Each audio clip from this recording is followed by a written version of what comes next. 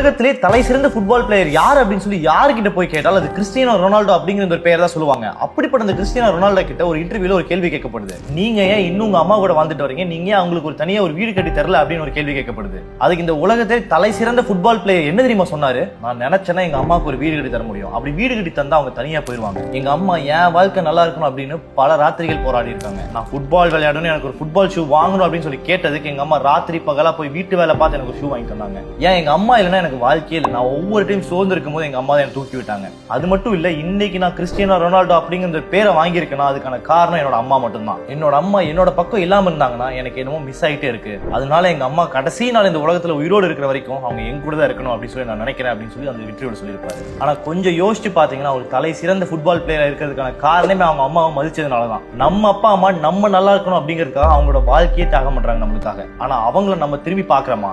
நம்ம வளர்ந்ததுக்கு அப்புறம் அவங்கள ஒரு பொருட்டா கூட மதிக்கிறது இல்லை. அவங்க பண்ண தியாகங்களை நம்ம அப்படியே மறந்துடுறோம். நம்ம அப்பா அம்மா என்ன வேணாலும் செய்யட்டும், கூலி வேலைக்கு போகட்டும், பெரிய பணக்காரங்களா இருக்கட்டும், அவங்களால முடிஞ்ச அளவுக்கு அவங்க பண்றாங்கல்ல, அடுத்தவங்களை பார்த்து ஐயோ எனக்கு என்னோட ஃப்ரெண்டோட அப்பா அம்மா பண்ணி தந்தாலும் என்னோட அப்பா அம்மா பண்ணி தரல அப்படின்னு சொல்லி நம்ம நினைச்சு வந்துடும் இல்லையா? ஆனா கொஞ்சம் யோசிச்சு பார்த்தா ஒவ்வொரு தாய் தகப்பனும் அவங்களால முடிஞ்ச அளவுக்கு என்ன செய்ய முடியுமோ அதை அவங்களோட பசங்களுக்கு செஞ்சு தான் இருக்காங்க. ஆனா நம்ம தான் அவங்களோட வேல்யூ புரிஞ்சுக்காம இருக்கோம். சப்போஸ் உங்க ஃப்ரெண்ட் யாராச்சும் என்னோட அப்பா அம்மாலாம் வேஸ்ட் அப்படின்னு சொல்லி உங்ககிட்ட சொல்லிட்டு இருந்தாங்கன்னா, நீ வாழ்க்கையில மிகப்பெரிய இடங்களுக்கு போகணும்னா உன்னுடைய பெற்றோர்கள் நீ மதிக்கணும் அப்படின்னு சொல்லி அவங்களுக்கு வீடியோ ஷேர் பண்ணி விடுங்க. ஆல்சோ இதே